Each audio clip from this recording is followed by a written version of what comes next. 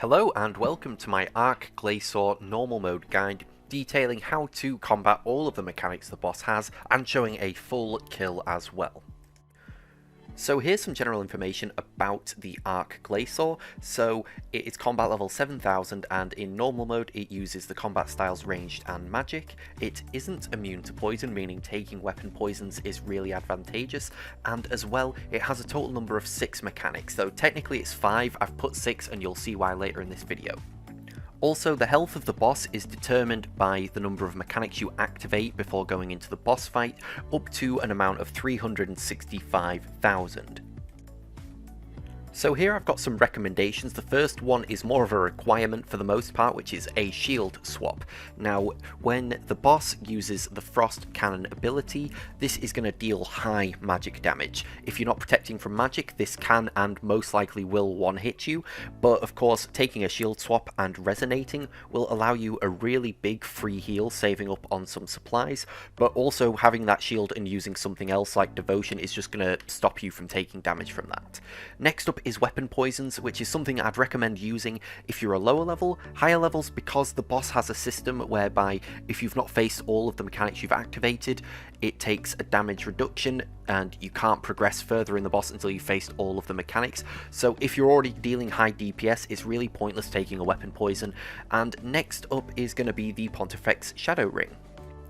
Now this ring is kind of here or there as to whether you want to use it. If it's been upgraded with the Resonant Anima of Jazz and of Wen, 1000 of each, it's going to provide 10% stronger protection prayers against the Arch-Glacor's basic attacks, and it's also going to give you more chance at tier 2 Elder Troves being earned.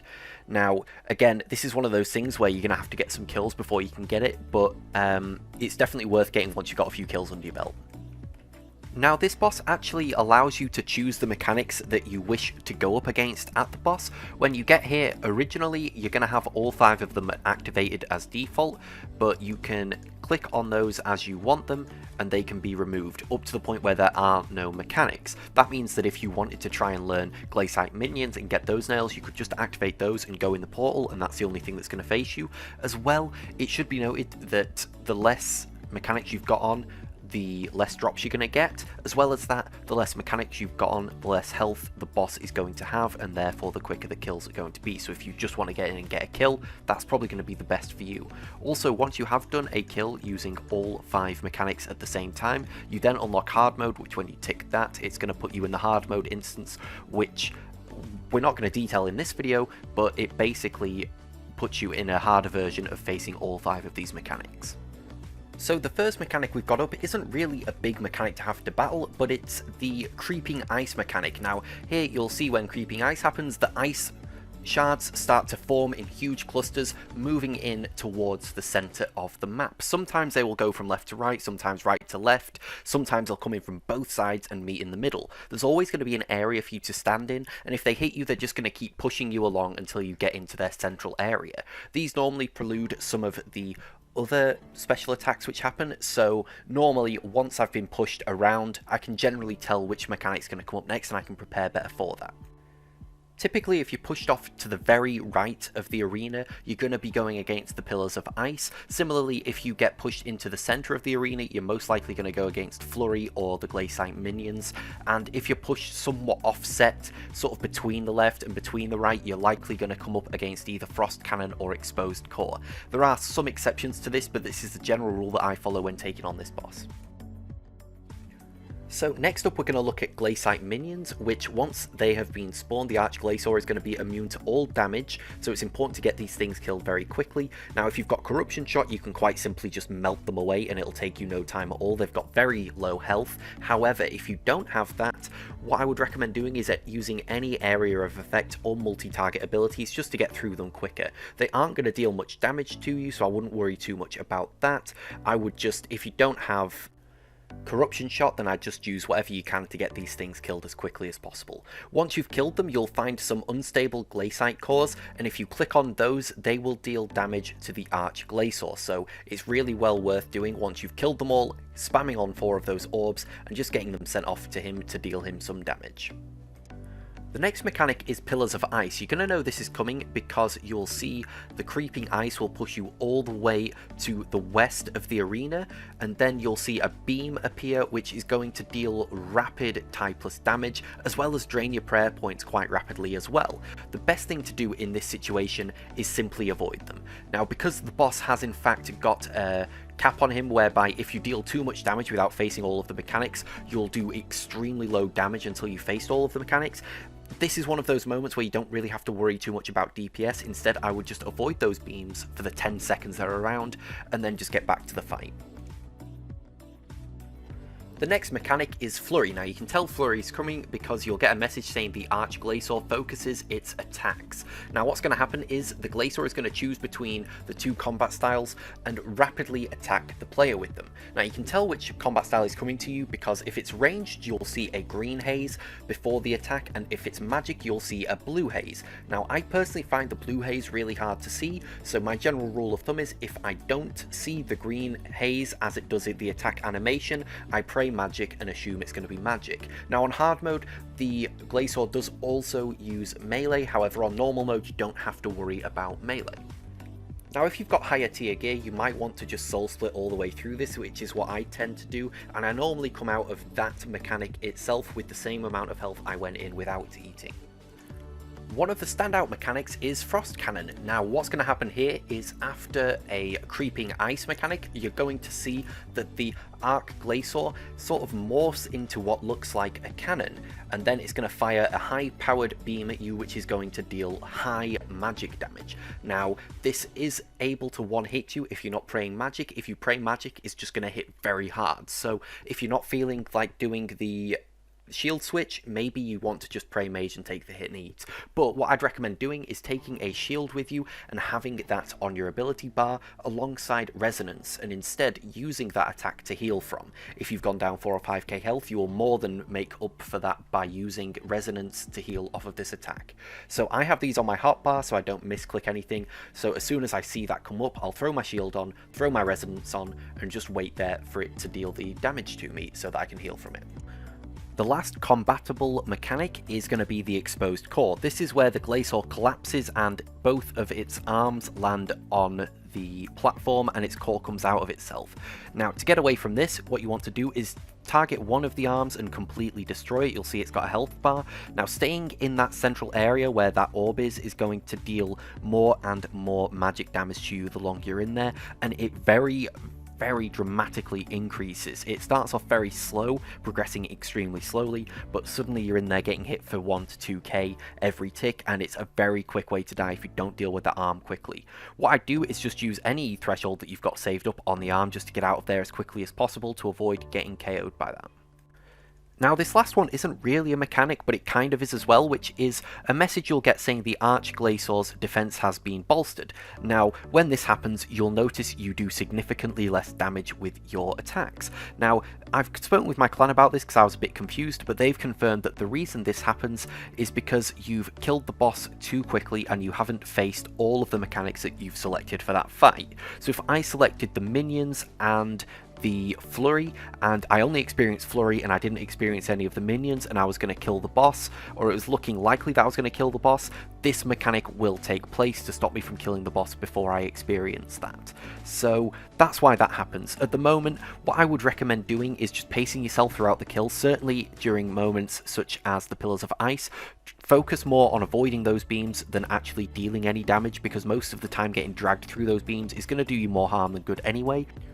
And of course, if you're not using the best gear and your DPS is pretty low, this isn't going to be an issue for you. So I'm going to show a kill from start to finish without any interruptions. Now the reason I chose this particular kill that I did is because this recording actually shows some really good views of the mechanics and the avoiding them and combating them, so I figured this would be the best example to show you all. Now by no means is this a perfect kill, and in fact it's certainly not my fastest either. The reason I've chosen this is simply because it shows everything better than any other clip that I've got so far.